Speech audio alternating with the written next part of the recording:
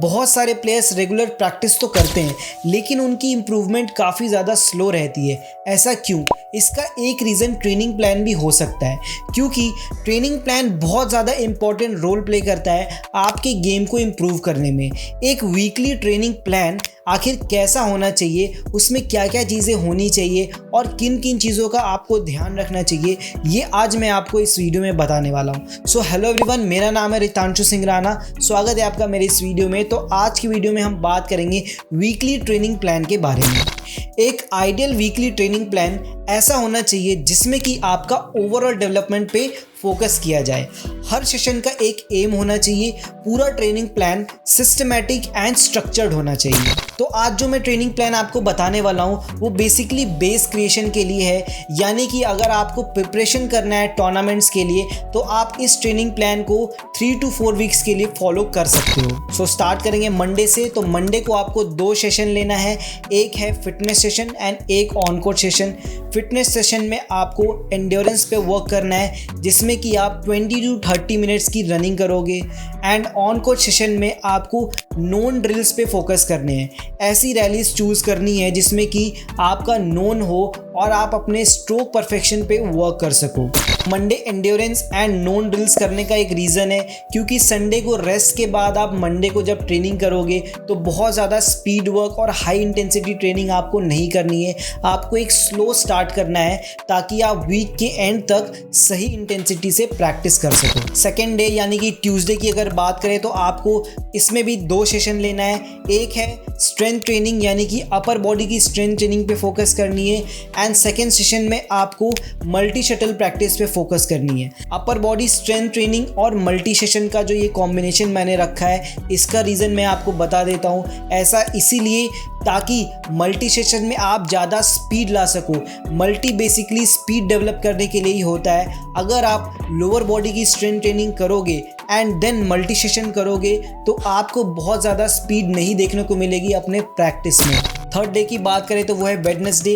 Wednesday को आपको सिर्फ एक सेशन लेना है जो कि ऑन कोर्ट सेशन होगा।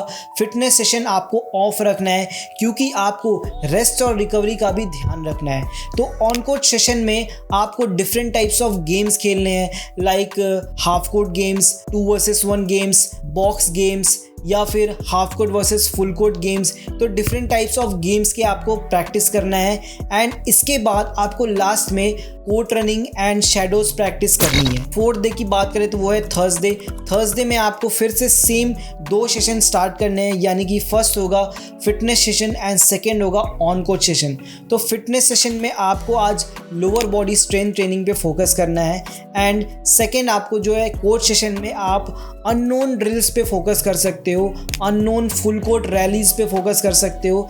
ये दिन आपके लिए बहुत ज़्यादा टफ होगा क्योंकि लोअर बॉडी की स्ट्रेंथ ट्रेनिंग करने के बाद आप बहुत ज़्यादा स्पीड हो सकता है नहीं निकाल पाओगे ऑन कोर्ट के टाइम पे। Now fifth day is the Friday. Friday को भी आपको 2 सेशन लेना है जिसमें कि एक फिटनेस सेशन होगा, और आज के फिटनेस सेशन में आपको एंड्योरेंस ट्रेनिंग ही करनी है, बट इसमें आप रनिंग नहीं करोगे। इसमें आप किसी और चीज़ से एंड्योरेंस पे वर्क करोगे, लाइक आप स्किपिंग रोप से भी प्रैक्टिस कर सकते हो या फिर डिफरेंट रनिंग पैटर्न्स, उसमें भी आप अपने एंड्योरेंस को डेवलप कर सकते हो। सेकेंड सेशन जो होगा वो आपका ऑन कोर्ट ट्रेनिंग होगा। ऑन कोर्ट ट्रेनिंग में आज आपको अपने वीकनेसेस पे वर्क करने हैं, चाहे आप उसमें मल्टी शटल्स पे वर्क करो या फिर सिंगल शटल प्रैक्टिस से अपने वीकनेस पे वर्क करो।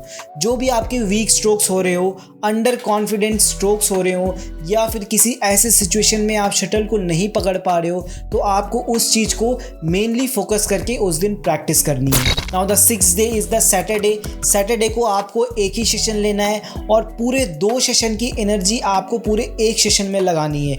वो कैसे? 6th डे यानी कि सैटरडे को आपको पूरा गेम्स पे फोकस करना है। गेम्स बहुत ही ज़्यादा हाई इंटेंसिटी होती है अगर आपका अच्छा ओपोनेंट आपके सामने खड़ा हो तो आपको अपना गेम्स पे पूरा फोकस करना है, पूरी एनर्जी लगानी है और अच्छा खेलना है मैच डे के दिन। अगर आप एक सिंगल्स के प्लेयर हो तो आपको डबल्स भी खेलना है, अगर आप एक डबल्स के प्लेयर हो तो आपको सिंगल्स भी खेलना है।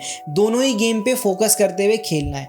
ऐसा इसीलिए क्योंकि अगर आप एक सिंगल्स के प्लेयर हो तो अगर आप डबल्स खेलोगे तो आपको उसमें रिफ्लेक्सेस आपके इंप्रूव करेंगे। अगर आप एक डबल्स के प्लेयर हो, अगर आप सिंगल्स खेलोगे तो आपकी रीच जो है वो मेंटेन रहेगी। तो इस चीज़ का खासकर ध्यान रखना है आपको। 7th day is the Sunday. इस दिन आपको पूरा रेस्ट पे ध्यान देना है, रिकवरी पे ध्यान देना है और ख़ास करके आपको क्रॉस ट्रेनिंग अगर आप उसमें ऐड कर सकते हो तो वो भी करना है। क्रॉस ट्रेनिंग बेसिकली आप स्विमिंग कर सकते हो, साइकिलिंग कर सकते हो। ये ऐसी ट्रेनिंग है जो कि आपको बहुत ज़्यादा आपका एफर्ट नहीं लगाती है और आपका बॉडी इससे धीरे धीरे एक्टिव भी रहता है। पूरी रेस्ट करने से आपकी बॉडी लेज़ी भी हो सकती है, इसलिए पूरा बेड रेस्ट बिल्कुल ना करें, थोड़ा बहुत एक्टिविटी करते रहें। बहुत सारे लोग ये गलती करते हैं कि कोई भी ट्रेनिंग कभी भी कर लेते हैं, लाइक आज एंड्योरेंस किया, कल हैवी स्ट्रेंथ ट्रेनिंग कर लिया, परसों स्प्रिंट्स मार लिए। ऐसा करने से आप अपने बॉडी को सिर्फ और सिर्फ एग्जॉस्ट कर रहे हो और लॉन्ग टर्म में आप बहुत जल्दी इंजर्ड होके गेम को छोड़ने वाले हो। तो ऐसी गलती बिल्कुल ना करें। बिल्कुल साइंटिफिकली प्रूव्ड ये ट्रेनिंग मेथड मैंने आपको बताया है, तो इस चीज़ को आप ज़रूर से फॉलो करें तो आपको बहुत ज़्यादा बेनिफिट देखने को मिलेगा। Hard training is far better than smart training. तो आजकल के लोग ये समझ नहीं पा रहे हैं कि स्मार्ट ट्रेनिंग कितना ज़्यादा ज़रूरी है। हार्ड ट्रेनिंग से सिर्फ और सिर्फ बॉडी एग्जॉस्ट होती है, एनर्जी वेस्ट होता है और लॉन्ग टर्म में आपको बहुत जल्दी इंजरीज देखने को मिलती है। तो अगर आप स्मार्ट ट्रेनिंग को फॉलो करते हो और हर एक ट्रेनिंग प्रिंसिपल्स को फॉलो करके अपनी ट्रेनिंग को करते हो, like rest and recovery, load and adaptation, तभी आप लॉन्ग टर्म में सर्वाइव कर पाओगे। वरना 5-6 साल बाद आपको इंजरी हो जाएगी और आप लंबे टाइम तक बैडमिंटन नहीं खेल पाओगे।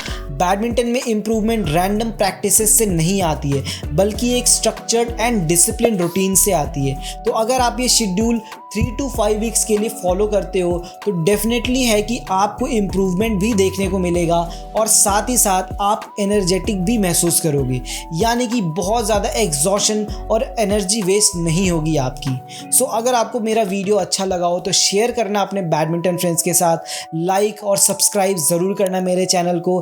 फिर मिलेंगे एक नई वीडियो के साथ, तब तक के लिए थैंक यू।